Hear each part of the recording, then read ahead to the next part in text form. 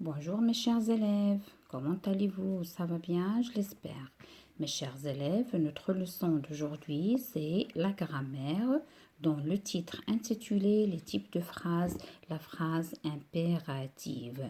Mais tout d'abord, mes chers élèves, on a déjà vu dans une leçon précédente les deux types de phrases, la phrase déclarative et la phrase interrogative.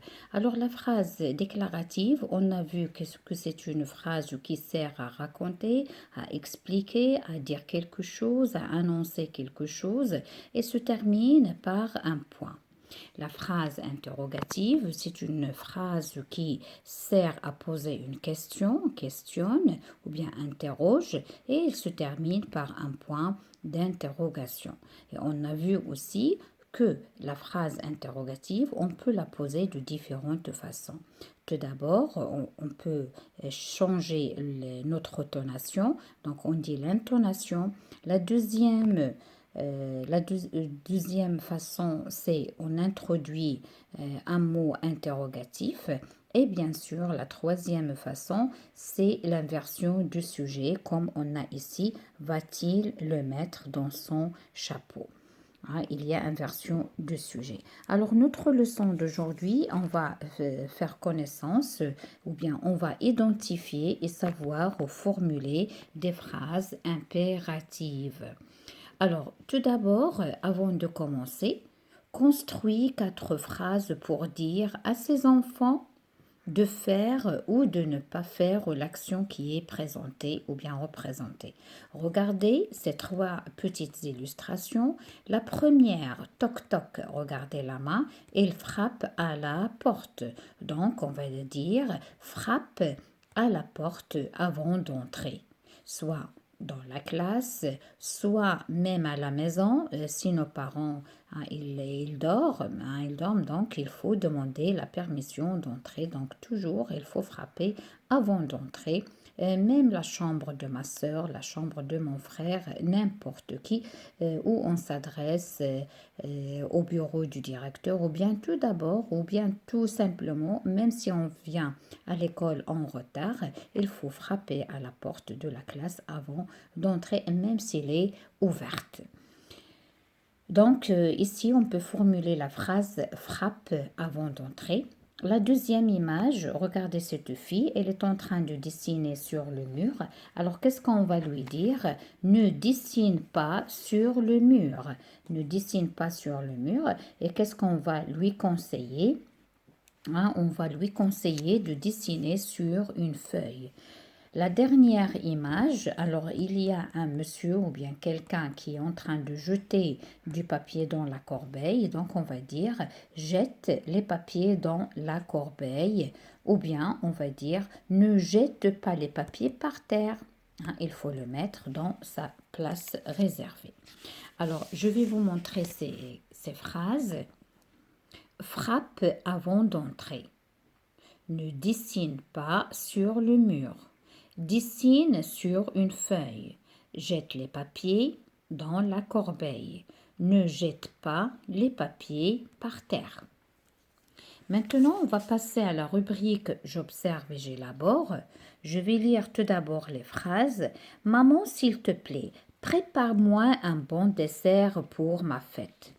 La deuxième, lave-toi les mains avant de manger, dit le père à son fils. C, ne vous dérangez pas. D, mettons-nous à table.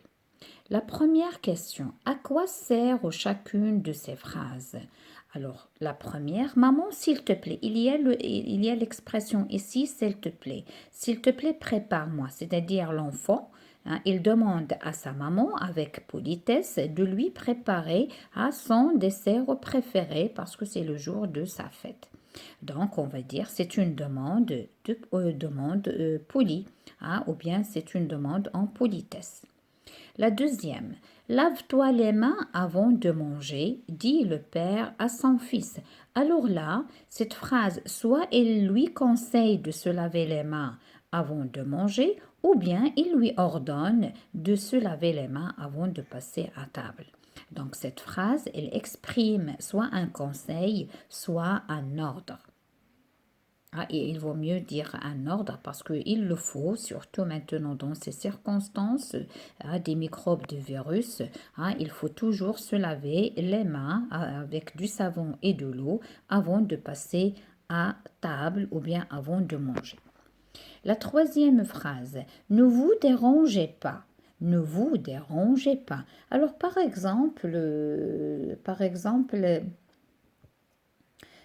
si on fait tomber quelque chose et il y a quelqu'un qui est devant nous et il va essayer de le récupérer pour ne le rendre, alors on va lui dire ne vous dérangez pas, je vais le faire moi-même ou bien je vais le prendre moi-même. C'est une formule de politesse. La dernière phrase, mettons-nous à table. Maman a a dressé la table pour le repas, d'accord, quel que soit le dîner ou bien le petit déjeuner ou bien le déjeuner, ou bien maintenant on est en mois de Ramadan, c'est la table du ftour, d'accord, et ça y est, elle nous invite à nous mettre autour de la table pour manger ensemble, donc c'est une phrase qui sert à inviter. Mettons-nous à table. Et je vous dis, moi, bon appétit. Maintenant, je passe à la question suivante. Quels signes de ponctuation sont utilisés? Alors, dans la première, il y a point. Dans la deuxième phrase, il y a deux points. Il y a le point d'exclamation et il y a le point simple. Dans les deux dernières, il y a point, il y a point. Et lorsqu'on parle des signes de ponctuation, on parle de signes de ponctuation qui terminent la phrase pour dire le type de la phrase, parce qu'on a déjà vu que une phrase est une suite de mots qui a un sens, il commence par une majuscule et se termine par un point. Et le point qui termine la phrase, il peut être soit point simple, soit point d'exclamation ou bien point d'interrogation. Ça, c'est déjà alors vu.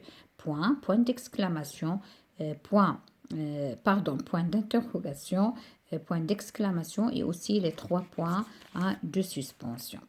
Pardonnez-moi. Maintenant, je passe à la question suivante. À combien de personnes sont conjugués les verbes? Alors, maman, s'il te plaît, prépare-moi. Prépare. Alors ici, l'enfant il s'adresse à sa maman, il lui a dit te, c'est-à-dire la deuxième personne du singulier. Et je l'ai noté ici. Donc, prépare, elle est conjuguée à la deuxième personne du singulier. Et vous remarquez que prépare, même s'il a la deuxième personne du singulier, il n'y a pas de S à la fin, il y a E. Ça, on va le voir dans la leçon de conjugaison, que l'impératif il se conjugue à trois personnes, d'accord, et les verbes du premier groupe, ils ne prennent pas le S à la deuxième personne du singulier, sauf s'il est suivi par les prépositions en, en ou bien y, parce que ce sont deux voyelles qui se suivent. Ça, on va le voir dans la leçon de conjugaison. La deuxième phrase, lave-toi les mains avant de manger, dit le père à son fils. Lave-toi. Là aussi, il y a t, toi, c'est-à-dire la deuxième personne du singulier. Lave-toi, c'est la deuxième personne du singulier. Ne vous dérangez pas. Ne vous dérangez pas. Bien sûr, il y a EZ, c'est la deuxième personne du pluriel. EZ. La troisième ou bien la quatrième, mettons-nous à table. Mettons-nous à table. Alors, ONS, c'est-à-dire la première personne du pluriel. Maintenant, je passe à la dernière question. À quelle forme est la phrase numéro C? Alors, les formes, on a vu, il y a la forme affirmative qui dit oui et la forme négative qui dit non et là-dedans, on utilise les mots de négation, ne pas, ne jamais, ne plus, ne rien, ne ni, comme mes élèves, ils ont rigolé en classe lorsque je leur dis ne ni, et vous allez savoir qu'est-ce que ça veut dire. Alors, dans la phrase numéro C, il y a ne vous dérangez pas. Alors, il y a ne, il y a pas. Donc, c'est une phrase à la forme négative. Il y a la présence de ne et pas les mots de négation. Donc, on récapitule ce qu'on vient de dire. Et cette récapitulation et les dons, je retiens. La phrase impérative sert à exprimer un ordre, exemple laissez-le partir, une interdiction, ne punissez pas ses enfants, ou bien un conseil, exemple lavez bien les légumes et les fruits avant de les manger. D'accord? Alors ici, il y en a comme vous avez vu, c'est le robinet, elle laisse couler de l'eau sur des fruits et des légumes, ou bien je ne sais pas qu'est-ce qu'il y a là, je crois que ce sont des prunes ou bien des pêches, dans une passoire. Alors on a vu l'ustensile de cuisine, la passoire, qui est trouvée et il va laisser couler, passer de l'eau. D'accord? Alors, la phrase impérative peut être affirmative ou négative et se termine par un point ou bien point d'exclamation. C'est bon. Alors, je vais ajouter autre chose. Alors, dans les phrases qu'on a formulées dans la rubrique avant de commencer, alors ces phrases, elles sont toutes impératives. Elles commencent par un verbe qui est conjugué à l'impératif, d'accord? L'impératif, il se termine par un point. On peut mettre le point comme on peut mettre le point d'exclamation. Et ces phrases, elles sont soit à la forme affirmative, exemple frappe avant d'entrer, dessine sur une feuille, jette les papiers dans la corbeille, ou bien à la forme négative, exemple ne dessine pas sur le mur, ne jette pas les papiers par terre. Et les verbes, bien sûr, ils peuvent être soit la deuxième personne du singulier, la première personne du pluriel ou bien la deuxième personne du pluriel. Maintenant, on va passer à la rubrique « Je m'entraîne ». Comme ça, on va voir quelques exercices d'application. Premier exercice. Classe ces phrases dans un tableau et on va dire est-ce que ce sont des phrases déclaratives, interrogative ou bien impérative. Maintenant, on sait différencier ces trois types de phrases. Le quatrième type, on va le voir dans la séance prochaine. Maman utilise un nouveau mixeur. B. Préparez-nous une pastilla. C. Tu sais préparer un sorbet? D. Ne mangez pas trop de sucreries. E. Achète-toi un lave-vaisselle, tu seras tranquille. F. Comment prépare-t-on un clafoutis? G. Je ne me précipite jamais quand je cuisine. Alors, la première, maman utilise un nouveau mixeur.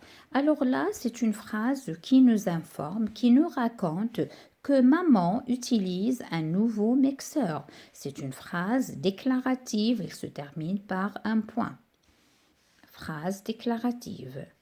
La deuxième, préparez-nous une pastilla. Alors cette phrase, elle commence par un verbe qui est conjugué à la deuxième personne du pluriel. Il nous demande de préparer, ou bien nous on demande. Alors on demande de préparer une pastilla.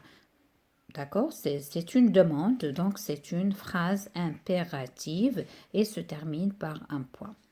La phrase suivante, tu sais préparer un sorbet? Alors c'est une question, elle est visible, il y a le point d'interrogation qui termine cette phrase. Donc on va dire, c'est une phrase interrogative, elle pose bien sûr une question. Si on sait préparer un sorbet, qu'est-ce que ça veut dire un sorbet? C'est une sorte de glace à base de fruits qui sont mixés et mis au congélateur. Il est naturel, d'accord?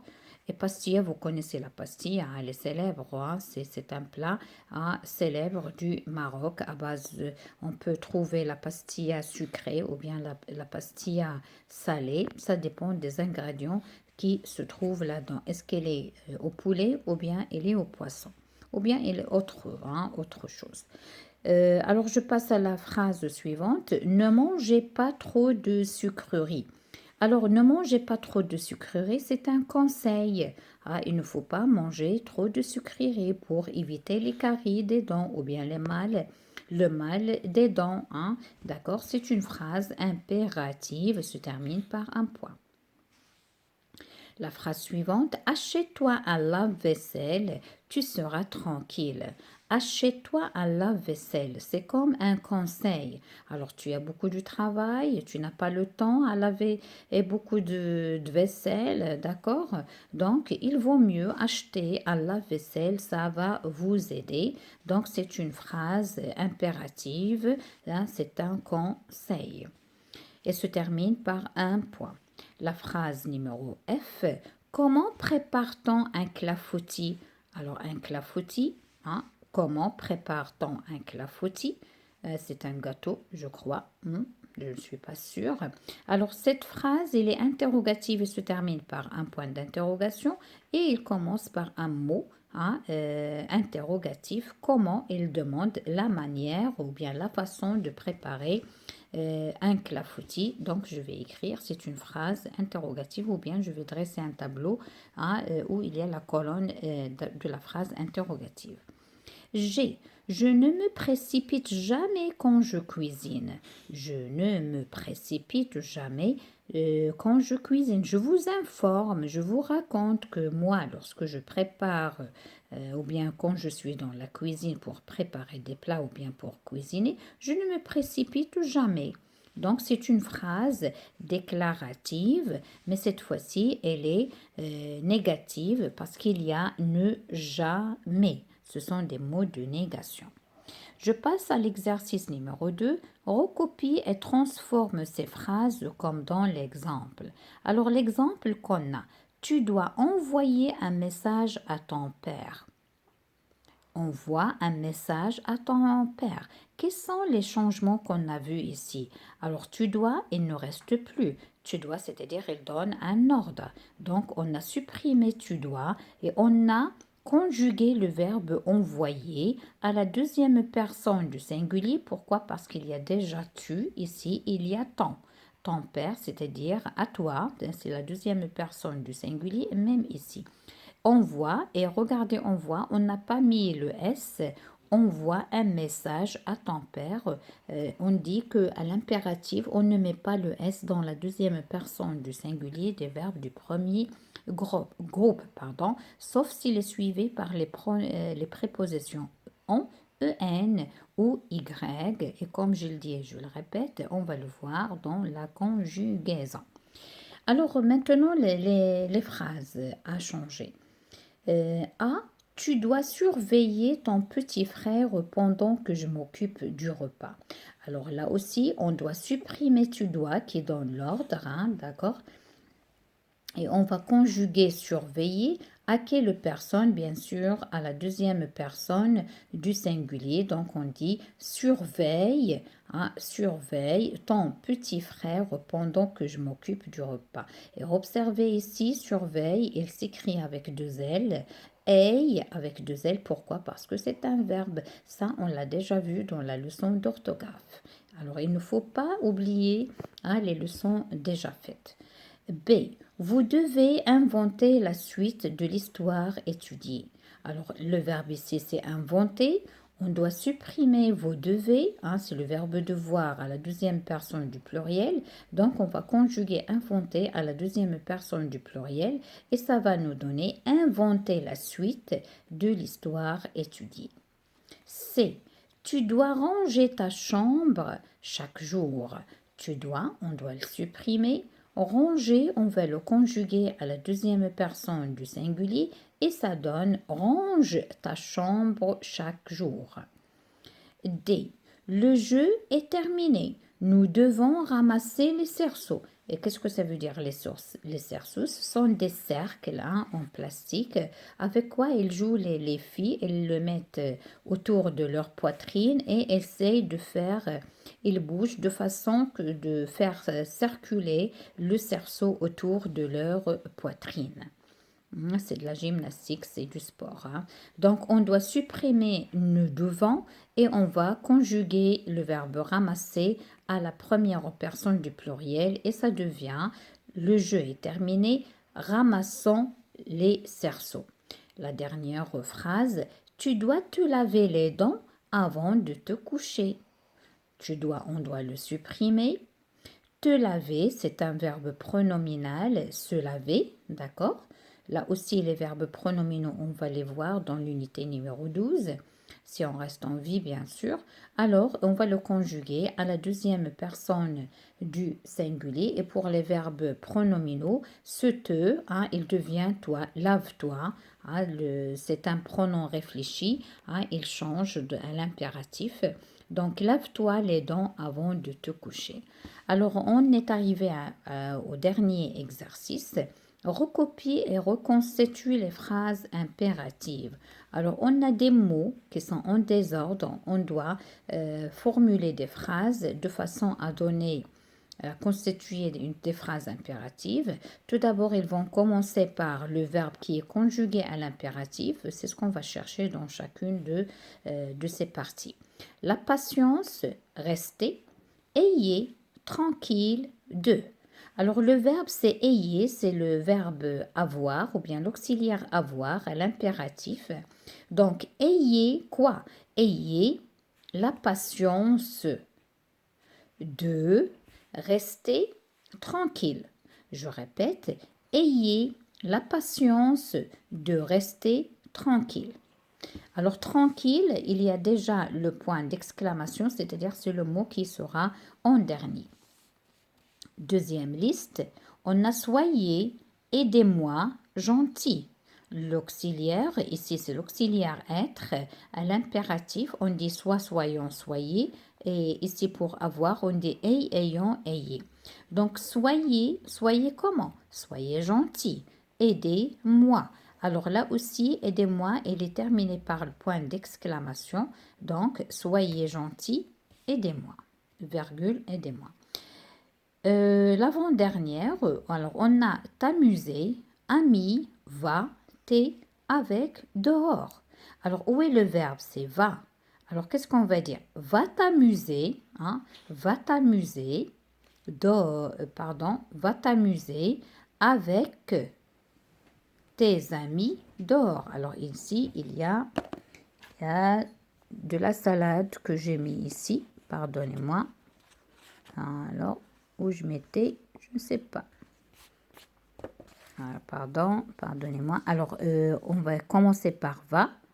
Va t'amuser avec tes amis. 4, 5. Et dehors, c'est la dernière. Hein, c'est le dernier mot. Pourquoi? Parce qu'il y a point. Toujours où il y a la ponctuation, c'est le dernier mot. Hein. Il faut faire attention et ne faites pas comme moi. Hein. Vous êtes plus fort que moi. D'accord, mes chers? Et j'en suis sûre. Hein. Et comme je vous dis en classe, moi, je cherche les élèves qui battent leur maîtresse. Mais dans le bon sens, hein, le bon côté. Hein, ce n'est pas le mauvais sens. Alors, je récapitule cette phrase. Va t'amuser avec tes amis dehors. D, on a cuillère les dans le tiroir. Cherche. Alors le verbe c'est cherche. Tiroir, il y a point, c'est-à-dire c'est le dernier. Donc cherche quoi? Cherche les cuillères dans le tiroir. C'est bon mes chers élèves. Alors j'espère que j'ai essayé de vous faciliter cette leçon, l'impérative ou bien la phrase impérative. Elle est facile, je récapitule, elle donne un ordre ou bien un conseil ou bien une interdiction. Elle peut se terminer soit par un point ou bien un point d'exclamation. D'accord? Et elle commence où il y a la présence d'un verbe qui est conjugué à l'impératif où il n'y a pas les pronoms personnels. Et cette phrase impérative, elle peut être soit affirmative, soit négative. Alors mes chers élèves, je vous donne rendez-vous à une prochaine vidéo pour traiter les exercices du livret d'activité. Alors je vous conseille vous aussi d'essayer de les faire et attendez ma vidéo pour faire la correction. Alors d'ici là, je vous quitte. À bientôt.